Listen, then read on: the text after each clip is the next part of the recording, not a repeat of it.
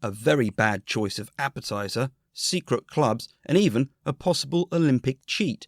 Join me for a special Night of the Living Dead minisode all about werewolves on the Ancient History Hound podcast.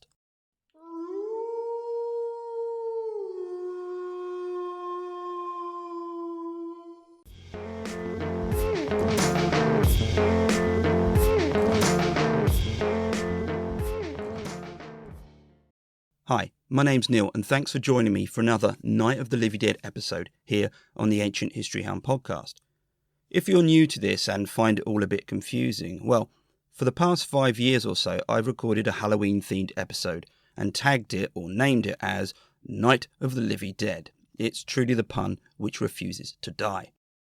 The overlap between ancient history and Halloween-esque topics isn't as rich as you might think. There are some good stories, one of which I'll be dealing with in this minisode. But generally speaking, the well does get dry, but it hasn't put me off.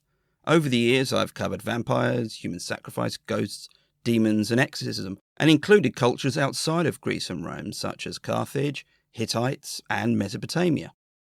I should add that the topic of werewolves is one I've already covered. In the first Night of the Living Dead, a two-parter, I covered them with a guest, along with a range of other creatures, and also discussed them in the second Night of the Living Dead.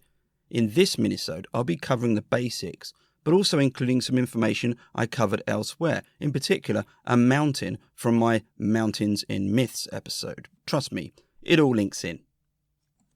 If you want to head over to ancientblogger.com, I'll put up a general post about the werewolves I discuss here, as well as some of the sources, and you can find me on Twitter, @ancientblogger, and the podcast specifically, @houndancient. There's also my Instagram and TikTok, which is both Ancient Blogger. It's largely ancient history content with the occasional smattering of Bodhi, my rescue dog, so feel free to come and say hi. And just so you know, there will be a full-length Night of the Living Dead episode for Halloween this year. It's on the Greek underworld, and it's going to be a cracker, so get subscribing if you haven't done so already. Right, I'm going to get straight into it and begin with a central character to all of this, a king called Lykaion. Lykaion was linked to Arcadia, a region of the central Peloponnese in Greece. The myth of Lykaion is an early myth of what we designate nowadays as a werewolf myth. Yet, like many myths, this was formed of a patchwork of references and myths which often differed from each other. They also varied in the when as much as the what. For example, the mainstream myth about Lykaion is largely supplied by the Roman poet Ovid in the 1st century AD and the Greek writer Pausanias, who wrote in the 2nd century AD. There are other tidbits about him from writers in the periods in between, a notable instance being Plato, but these are often snapshots or fleeting references. What we have is a large swathe of history, some 700 years or so from the first surviving reference to the more later developed myths. That's a huge amount of time. If we went back in time that many years from today, give or take a few years, we would witness the founding of Tenochtitlan, the Aztec capital, and see the first picture of a cannon in a European text, and also have 20 years or so to wait around before the Black Death hit Europe.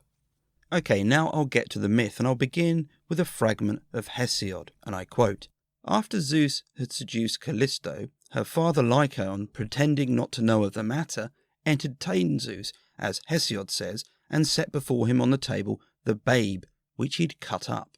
End quote. Serving Zeus human flesh was certainly a bold move, and one which Lykaion was certainly punished for. In some myths, he was just killed outright, but in Ovid's account, he was turned into a wolf. For any werewolf fans, you might recognise the name Lykaion. It translates as wolf, or close to it, and this word was found elsewhere. You have Lycurgus, the founder of Sparta, and Autolycus, the grandfather of Odysseus, and of course the modern word lycanthrope, or lycanthropology. The central taboo we meet here is that of cannibalism, but there's also something else going on. For the Greeks, there was a concept of xenia, which roughly translates as being a good host and a good guest.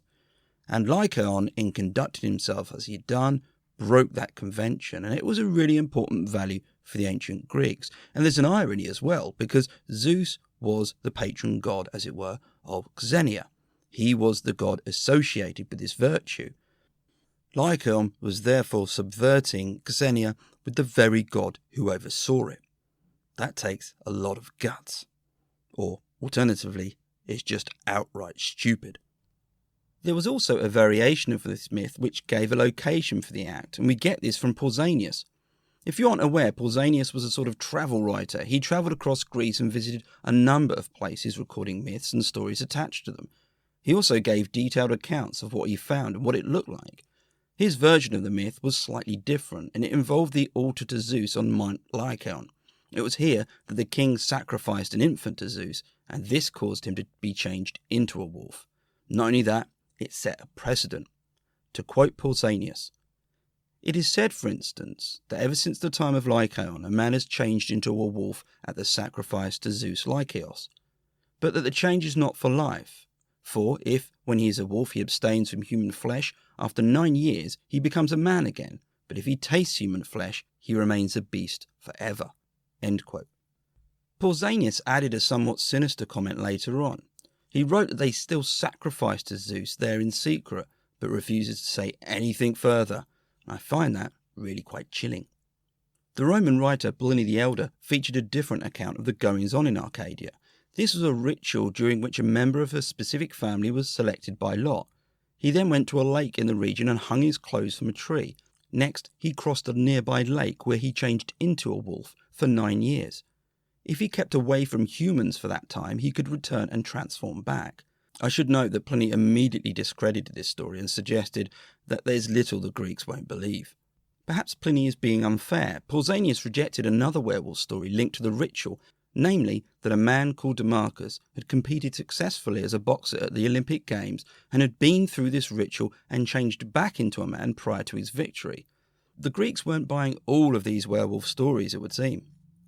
Pausanias seems to have understood the criticism and rejection of these types of stories, and after recounting his account of the sacrifice at the altar, wrote that many events have been discredited because of the lies built up on a foundation of fact. In short, okay, it might all seem a bit far-fetched now, but there was possibly something true that this was based on. Aside from the whole bad hosting the king of the gods, there are elements of this which have been argued as plausible. Human sacrifice wasn't alien to the Greeks, certainly in their past, and then take a ritual which could be boiled down as a rite of passage for selected families or citizen males which involved temporary exclusion from the town or city. The Spartans had one such reported ritual in which men did exactly this and were required to survive on their skills away and outside of the city. Alternatively, it could also have been a wolf cult which was left to a select few. What we do have, though, aside from speculation, is a location. Mount Lykaion is formed of 2 peaks, the modern names being Mount Stephanos and Mount Elias. It's the latter, 1,383 metres high, which hosted a sanctuary to Zeus, including that infamous altar. The altar itself is now a collection of stones, some 1.5 metres high and several metres in length. This isn't unusual. The mound at the altar to Zeus at Olympia was similarly raised. But what might surprise you is that this sanctuary was no secretive backwater. The sanctuary on the lower slopes boasted baths and even a hippodrome which dates as early as the 4th century BC. Despite the sinister goings-on, the altar has recorded no human finds, just sheep and goat bones, some of which were dated as far back as the 16th century BC. Perhaps the most tentative find was of a teenage boy, and this dated to the 11th century BC, but even then it wasn't anything that damning or could really support human sacrifice being active at that place. To what extent the wolf cult functioned at Mount Lykaion is debated, particularly given that chilling line by Pausanias, but it was persistent. Plato in the Republic referred to the legend of the shrine of Lycaean Zeus and how those who tasted the human entrails mixed with the other victims there was transformed into a wolf. Again though, the sense fostered is that by the 4th century BC this was an old legend, a thing which had happened a long time ago.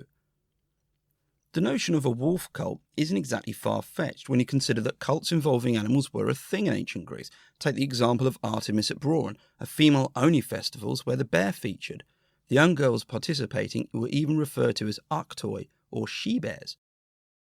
And the idea of human changing shape into an animal was a cultural feature of other civilizations and cultures. In the Mesopotamian poem The Epic of Gilgamesh, which dated to as far back as the early 2nd millennium BC, the goddess Ishtar turned a shepherd into a wolf, who was then killed by his own hounds. It's a story which was possibly one which later shaped into that of Actaeon, a Greek hunter who was changed into a stag by Artemis and also killed by his hounds.